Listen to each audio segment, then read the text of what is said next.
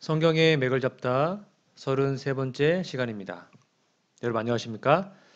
오늘은 혼인 예복을 입지 않은 사람의 비유와 조사 심판 두 번째 시간입니다. 우리 지난 시간에 첫 번째 시간으로 함께 혼인 예복을 입지 않은 사람의 비유를 배웠는데요. 성경 본문은 마태복음 22장 1절로 14절입니다. 우리 지난주 읽었으니까 이번 주는 여러분이 스스로 먼저 다시 복습하는 겸으로 읽어보시기 바랍니다. 우리 지난주에 배웠던 걸 복습을 해보시면 혼인잔치의 초청 기간에서 첫 번째, 두 번째, 세 번째의 초청이 있었습니다. 첫 번째는 예수님의 침례를 통해서 예수님과 침례 요한이 했고, 두 번째는 십자가 이후에 12사도들이 했습니다. 근데 그걸 스데반이 순교당함으로 유대인의 초청 기간이 끝납니다. 그리고 그 다음부터 이방인들의 초청이었죠. 만나는 대로 데려오는 초청이 바로 세 번째 초청 기간입니다. 이것이 마태복음 22장에 나와 있는 그 비유를 역사화한 표입니다. 그리고 1844년 가을에 손님이 가득한 것으로 혼인잔치의 초청 비유가 맞춰지게 되죠.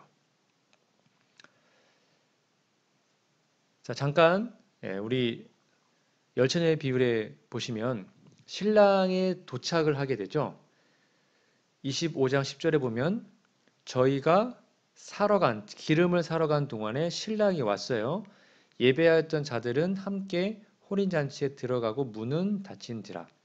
여기 보면 신랑이 도착을 합니다. 그러니까 손님들로 북새통을 이루고 있는 혼인집에 여러분 잠시 나와서 잠깐 우리 열처녀의 비유로 좀 돌아가 보도록 할게요. 여기 보니까 신랑이 어떻게 했어요? 왔어요. 와서 혼인집에 손님이 가득 차게 됩니다.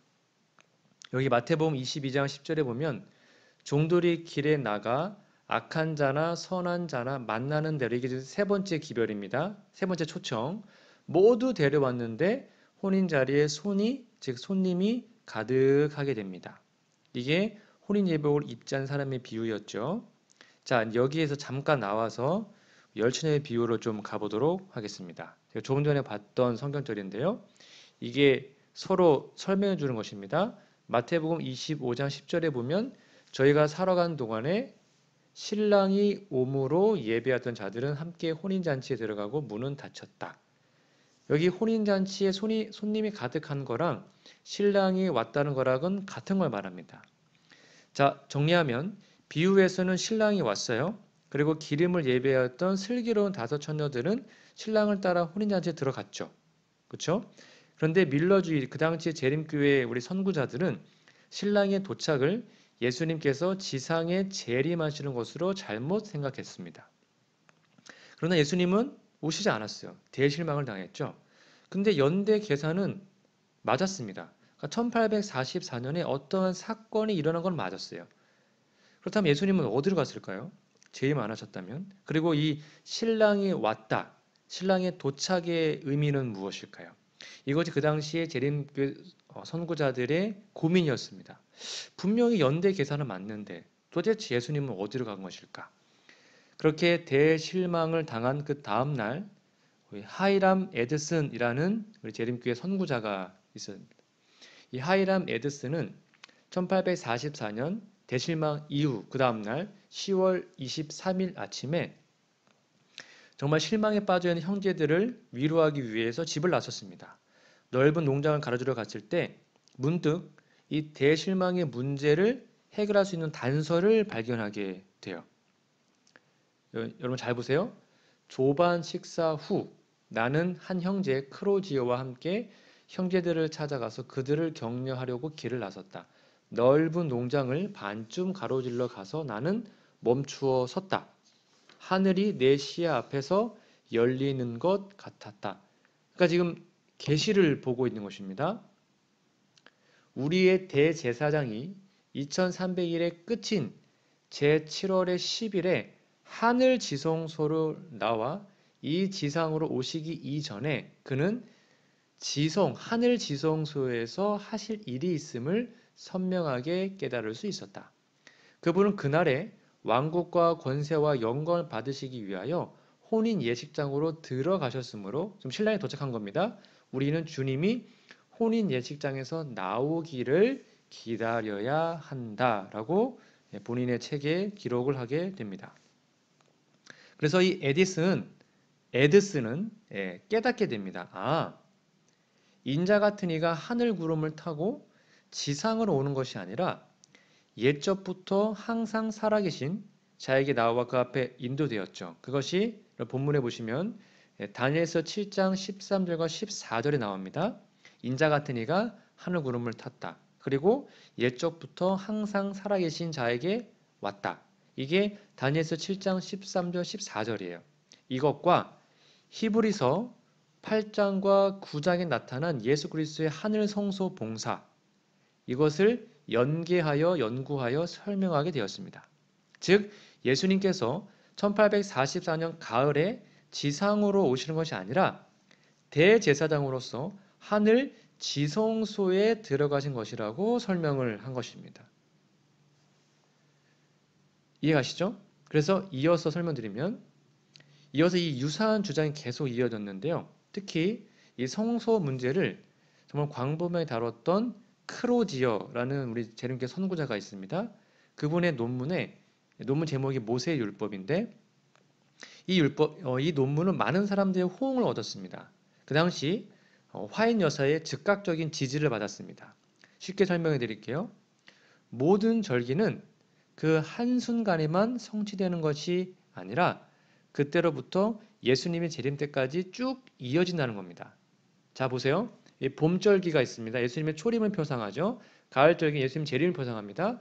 봄절기는 유월절, 초실절, 오순절, 가을절기는 나팔절, 속죄일, 초막절입니다. 자, 그러면 이 유월절과 초실절과 오순절이 그냥 그때만 반짝하고 끝나는 것이 아니라, 여기 도표에 보시는 것처럼 그것이 그때 시작해서 그때로부터 재림 때까지 쭉 이어진다는 겁니다. 그러니까 봄절기는 예수님의 성육신, 초림으로 끝나는 것이 아니라 복음 시대의 끝, 재림의 때까지 원형적으로 성취가 된다는 거예요. 마찬가지로 이 가을 절기도, 특히 대속죄일은 대속죄일의 완전한 성취도 그냥 어느 한순간 이루어지는 것이 아니라 일정 기간이 소요되고 그것이 바로 재림 때까지 이어진다는 겁니다. 이해하십니까? 그래서 이 크로지오는 다니엘서 8장, 여기 속죄일을 말하는 거예요. 속죄일을 재림 때까지 이어진다. 8장 14절의 성소 문제를 다룸에 있어서 도표 보시면 구약의 성소 봉사를 그리스도의 하늘 성소 봉사에 표상학적으로 적용시키게 됩니다. 이 첫 번째 시도였습니다. 그러니까 구약 당시의 그 성소 절기와 봉사들이 이제 하늘 성소에 표상적으로 적용된다는 것입니다. 여기 보시면 성소가 나옵니다. 입구가 동쪽에 있어요. 들어가자마자 번제단이 나오고 정중앙에, 그 다음에 물두멍이 나옵니다. 그 다음에 성소로 들어가면 북쪽에는 떡상, 남쪽에는 촛대, 향단에는 그러니까 휘장 앞에는 분향단이 있고 정 가운데 지성소 안에 법궤가 있었죠. 이렇게 이 크로지오는 히브리서 9장 8절과 10장 19절을 근거하여 이 지상 성소처럼 하늘 성소도 두 칸으로 구성되었다라고 설명합니다. 자, 보세요. 히브리서 9장 8절에 보면 성령 이로써 보이신 것은 첫 장막이 서 있을 동안에 성소에 들어가는 길이 아직 나타나지 아니한 것이라. 여기 첫 장막이 뭘까요? 이것은 지상 성소를 말합니다. 이 지구에 있었던 모세 성소를 말하는 거예요. 있을 동안에는 성소에 들어가는 길, 이 성소는 뭘 의미할까요? 바로 하늘 성소입니다. 그러니까 지상에 성소가 있을 때에는 아직 예수님이 하늘 성소에 들어갈 길이 나타나지 않은 거라는 겁니다. 자, 그리고 히브리 10장 19절에 보면 그러므로 형제들아 우리가 예수님의 피를, 예수님 십자가에서 죽으셨단 말이에요. 그래서 예수님의 피를 힘입어 성소에 들어갈 담력을 얻었다. 여기 성소는 지상일까요? 하늘일까요? 당연히 하늘이겠죠. 그러니까 예수님의 십자가를 통하여 하늘 성소에 들어갈 수 있는 담력을 얻게 되었다. 그래서 지상 성소처럼 하늘 성소도 두 칸으로 되어 있다라고 이 크로즈의 논문에서 처음으로 밝혀지게 됩니다.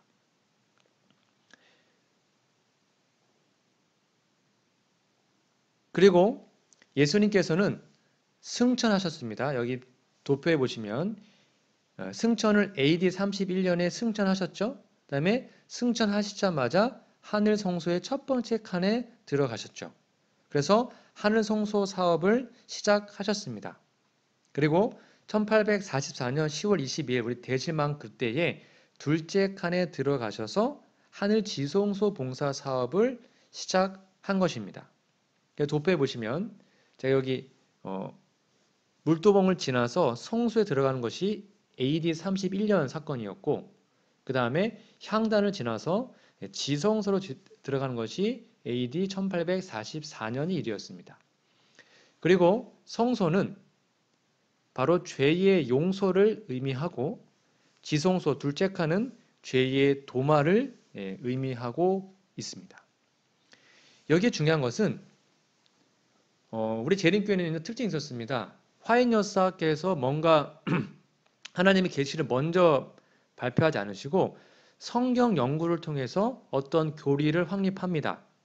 근데 그 교리가 말씀에 맞으면 하나님께서 화인여사를 통하여 나중에 계시를 주시고 그거 맞다라고 인정하신 겁니다. 그러니까 화인여사가 다 지은 것이 아니라 첫 번째는 먼저 성경 연구가 있었고 그 다음에 계시가 나중에 주어졌다는 겁니다. 그게 패턴이었어요. 그래서 이렇게 스스로 말씀 연구를 통해서 진리를 발견한 후에 바로 하나님께서 1844년 12월 약 한 1개월 반 정도 뒤에 화인여사에게 밤중 소리라는 계시를 보여주십니다. 제가 좀 읽어드릴게요. 여러분 많이 들어보셨을 겁니다. 내가 가족재단에서 기도하고 있을 때 성령께서 내게 임하셨고 나는 점점 높이 올라가서 어두운 세상으로부터 아주 멀어지는 것처럼 생각되었다. 난 돌이켜 세상에 있는 재림 신도들을 찾아보았으나 그들을 발견할 수 없었다. 여러분 한번 상상하면 들어보세요. 그때의 음성이 내게 들렸다. 다시 보라. 좀 더 높이 보라는 이 음성을 듣고 난 눈을 들어 세상 위에 높이 뻗어 있는 곧고 좁은 길을 보았다. 이 길 위로 재림 신도들이 그 길 끝에 있는 까마득한 도성을 향하여 여행하고 있었다. 그 길이 시작되는 곳에 빛이 있어서 그 빛이 그들의 뒤를 환히 비추고 있었는데 한 천사가 내게 말하기를 그 빛은 밤중 소리라고 하였다. 이 빛이 그 길을 따라 계속 비추고 있었으며 그들은 그 빛으로 말미암아 넘어지지 않게 되었다. 그들이 만일 그들 바로 앞에 서서 그들을 그 도성으로 인도하는 예수님을 바라보고 저희의 눈을 그에게 고정시켰다면 그들은 안전했을 것이다. 그러나 오래지 않아 어떤 사람들은 피곤해지자 그들은 그 성에 이미 들어가 있기를 기대했는데 그 도성이 너무나 먼 곳에 떨어져 있구나 하고 중얼거렸다. 그때 예수께서는 당신의 영광스러운 오른팔을 드시고 그들을 격려해 주셨는데 그의 오른팔에서 빛이 나와 재림 신도들의 무리 위에 파동쳤고 그들은 큰 소리로 할렐루야라고 외쳤다.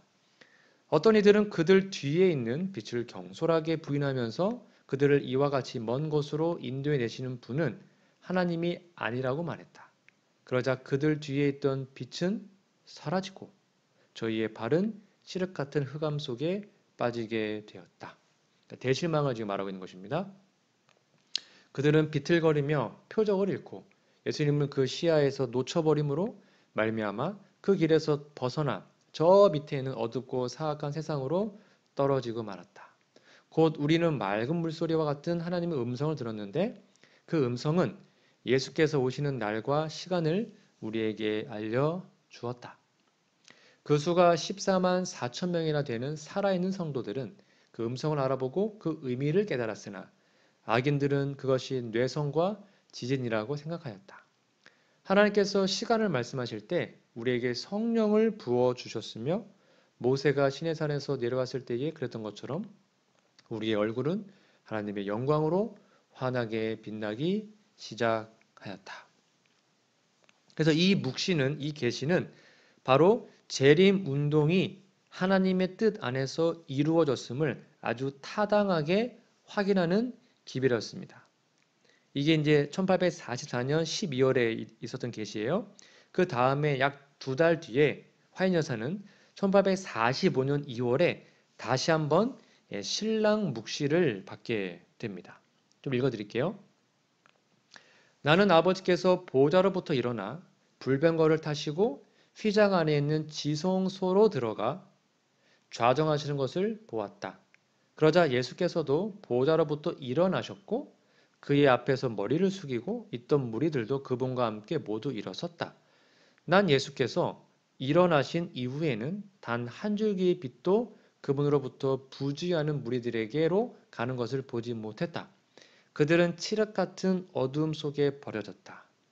우리 이러면 안 됩니다.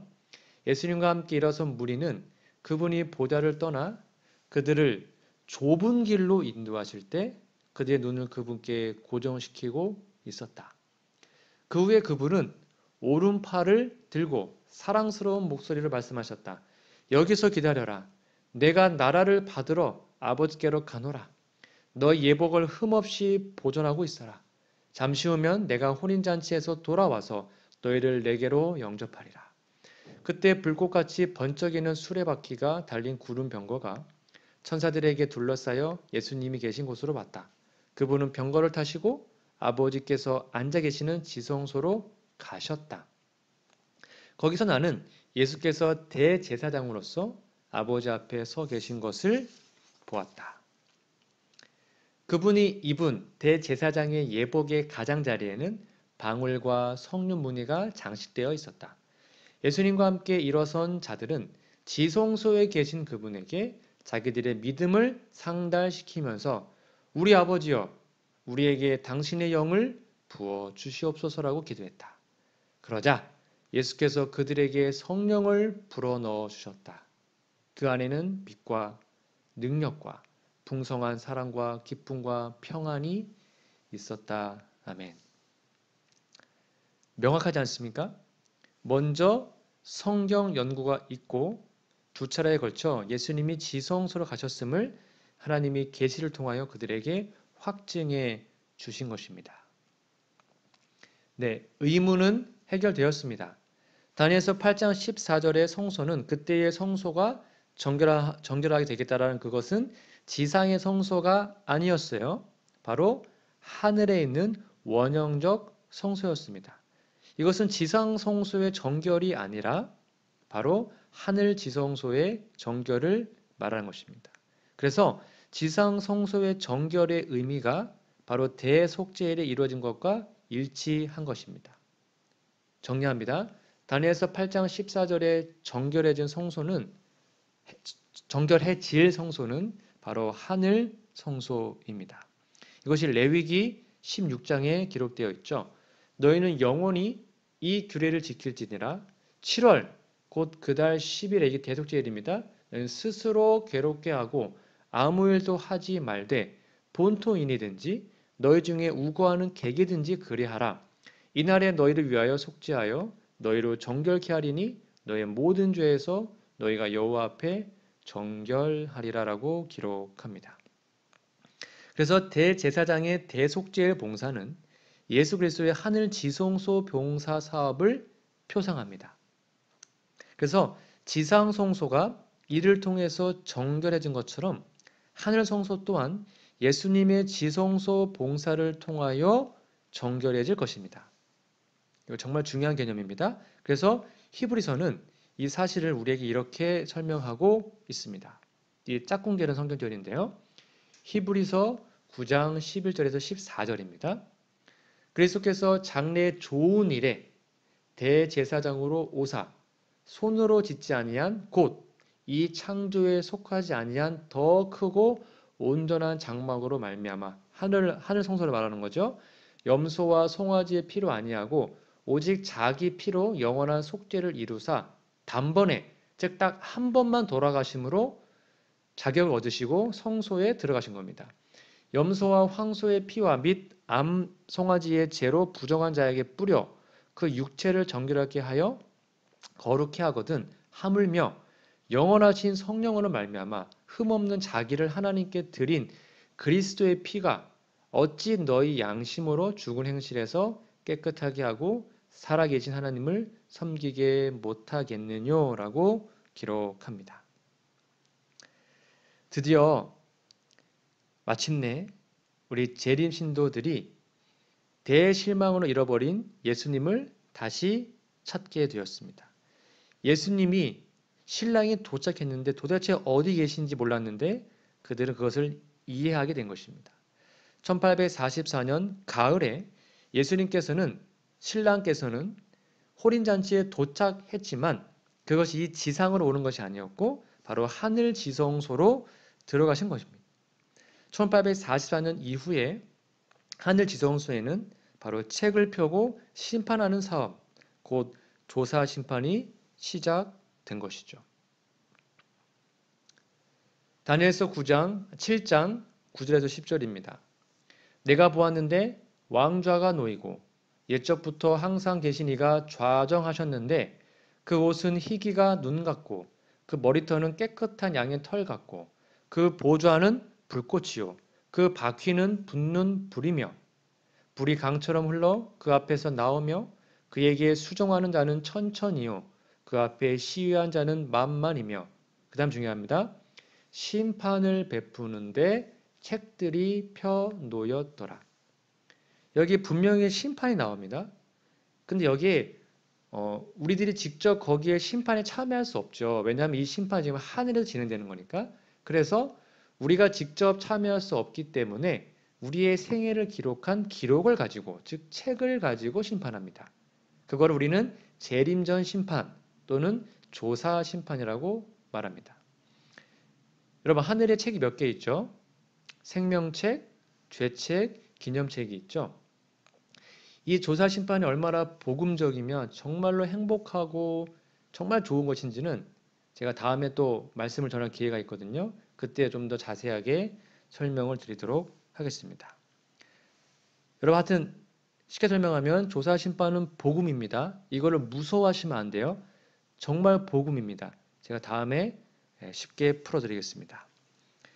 이때 예수님은 자신의 피를 가지고 지성소로 들어가셔서 중보하심으로 인류의 죄를 정결케 하시는 사업을 시작하셨습니다. 이 사실을 우리 히브리서에는 이렇게 기록하고 있죠. 히브리서 9장 24절에서 26절입니다.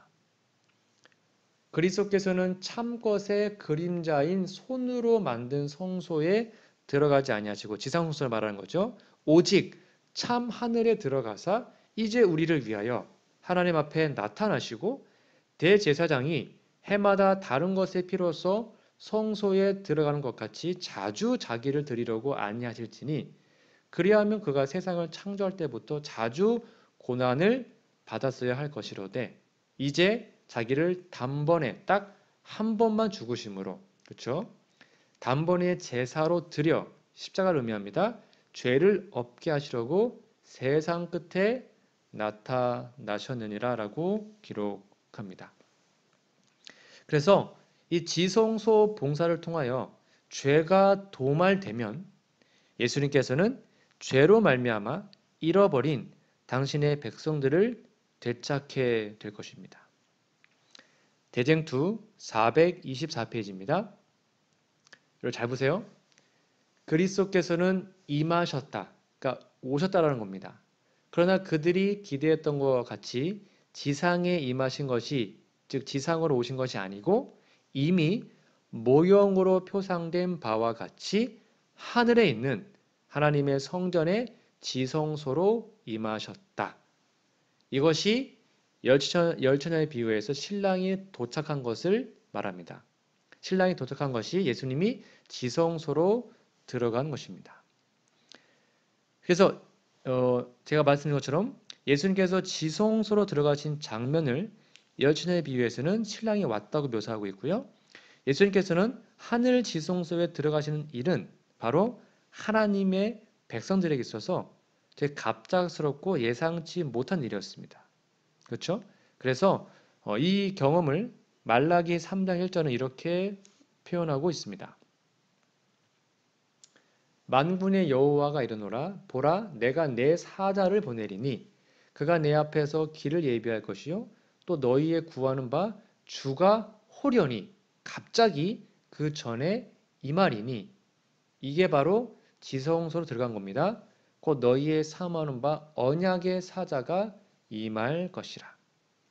여기 포인트는 성소에 계시다가 지성소로 가신 것도 갑자기 호련이었습니다. 마찬가지로 지성소에 나오셔서 이 땅에 재림하시는 것도 갑자기 호련히 임하실 겁니다. 우리가 늘 준비하지 않으면 그분 재림을 맞이할 수 없겠죠. 이 부분을 대쟁투 426페이지 이렇게 기록하고 있습니다.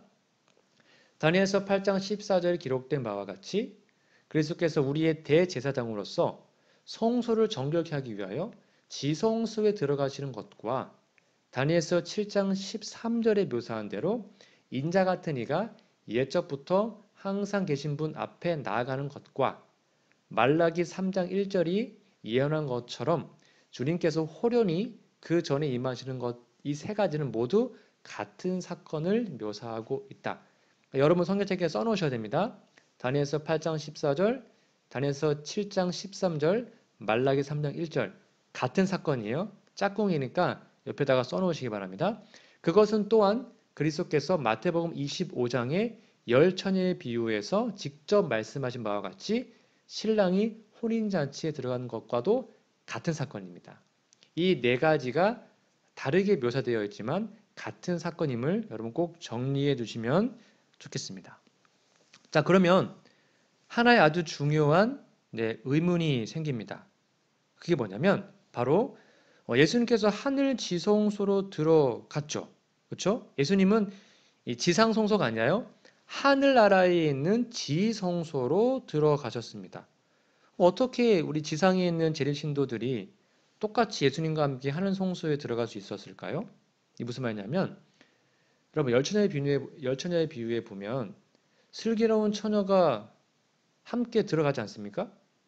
보세요. 마태복음 25장 10절에 보시면 신랑이 왔어요. 이 신랑이 왔다는 것은 지성소로 갔다는 거죠. 하늘 지성소. 그런데 예배하였던 자들, 이게 재림 신도들을 말합니다.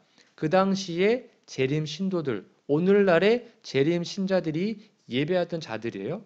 근데 그 사람들이, 우리들이요, 우리 선조들이 신랑과 함께 혼인잔치에 들어갔대요. 여러분, 우리가 하늘나라에 지금 가 있습니까? 안 갔잖아요. 그럼 도대체 함께 혼인잔치에 들어갔다는 것의 의미는 뭘까요? 이 부분을 명확하게 설명해 드리겠습니다. 대쟁투 427페이지입니다. 백성들은 직접 우리 몸이요, 직접 하늘나라에 갈 수 없잖아요. 그 혼인 예식에 참여할 수 없었다. 왜냐하면 그들은 세상에 살고 있는 반면에 그 혼인은 바로 하늘에서 행해졌기 때문이었다.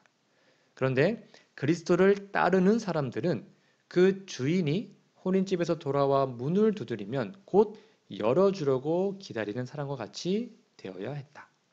그러나 그들은 그리스도께서 하나님 앞에 나아가실 때에 그분께서 하시는 일을 잘 보세요.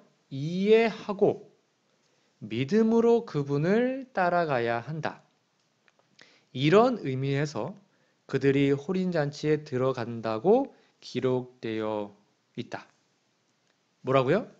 아, 예수님이 지금 이렇게 하시는구나 라는 거, 그분의 일을 먼저 이해합니다.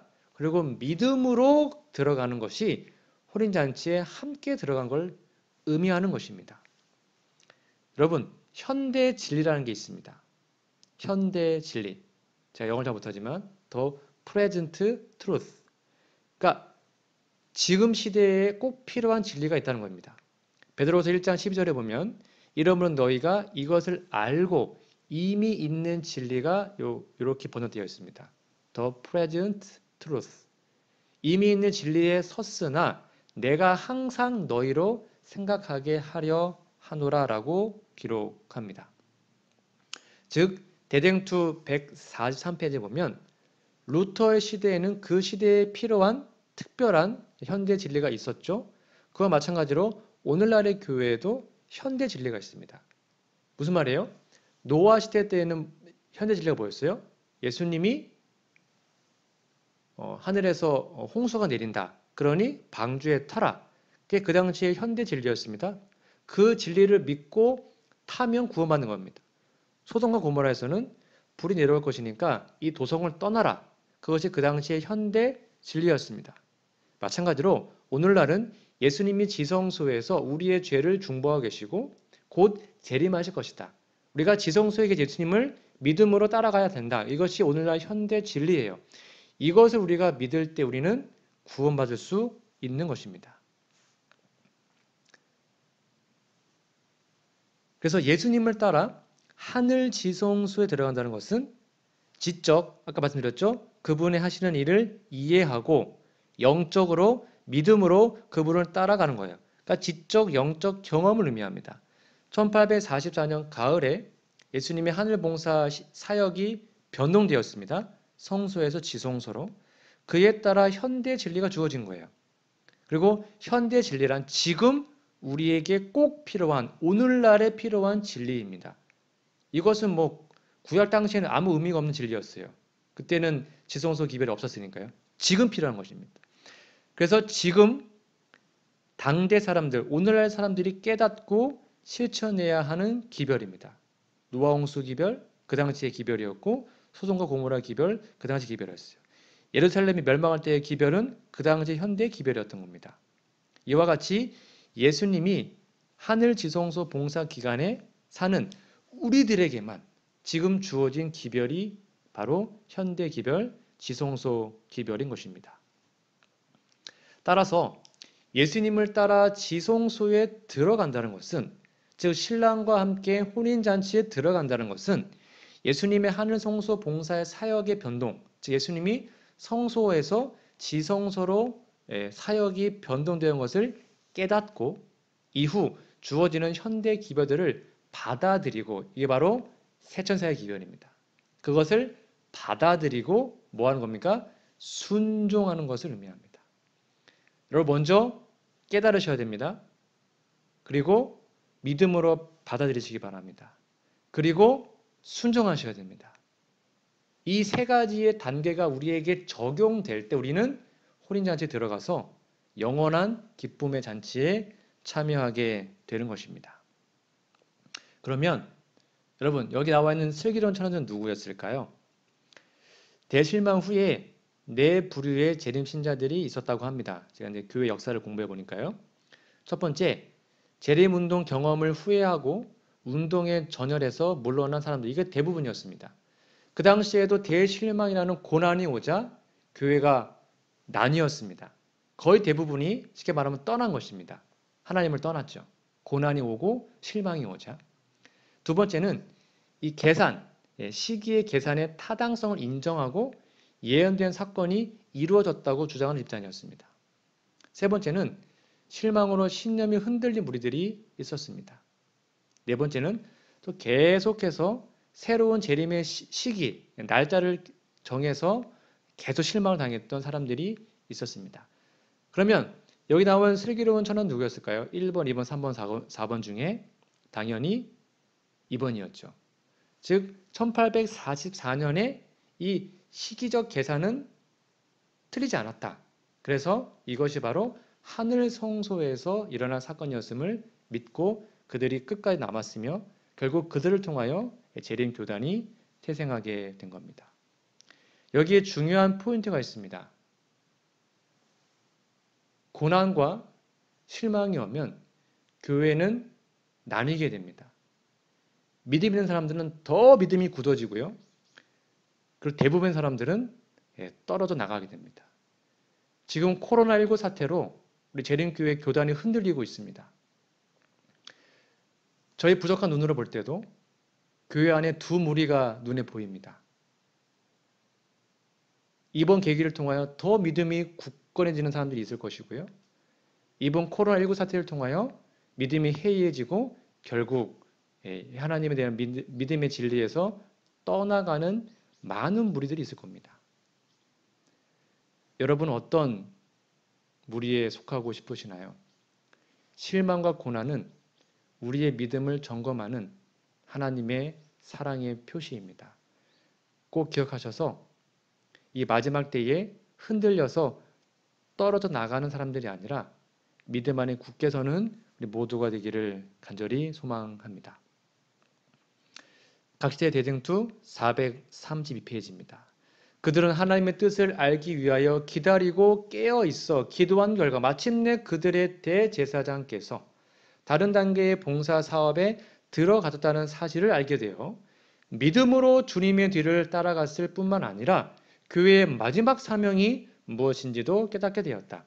그래서 그들이 깨달은 것이 바로 새 천사의 기별입니다. 그들은 첫째와 둘째 천사의 기별을 분명히 이해했으며 요한계시록 14장의 셋째 천사의 엄숙한 경고를 받아 온 세계에 전할 준비가 갖추어졌다. 아멘. 이것이 실망과 고난을 믿음으로 참았던 사람들의 열매였습니다. 앞으로 수많은 전염병과 일요일 시험령과 엄청난 고난이 우리 재림교회에 닥쳐올 겁니다. 그때에 그 흔들림에 떨어져 나가는 불쌍한 인생들이 아니라 그 고난과 시련을 통하여 우리의 사명을 다시 한번 깨닫고 그분의 믿음 안에, 그분의 사랑 안에 온전히 거하고 우리의 눈을 하늘에 계속 주목함으로 바보같이 세상에 떨어져 낭망하여 멸망당한 인생들이 아니라 그렇게 미련한 처녀들이 아니라 정말 슬기로운 처녀들이 우리 모두가 되었으면 진심으로 좋겠습니다. 이렇게 하여 제7의 안식일 예수 재림교회가 형성되었습니다. 끝까지 믿은 우리의 선조들 때문에요. 자, 그러면 마태복음 22장 11절에 드디어 임금이 손님을 보러 들어왔어요. 거기서 예복을 입지 않은 한 사람을 보고 그 사람을 쫓아내는 장면이 나오죠. 예복 심사에 대해서 우리가 다음 시간에 이어서 하도록 하겠습니다. 여러분, 예복 심사가 조사 심판과 어떻게 연결되는지를 다음 시간에 이어서 공부하겠습니다. 여러분, 이번 일주일도 하나님 안에서 승리하시기를 간절히 기도합니다. 안녕히 계세요.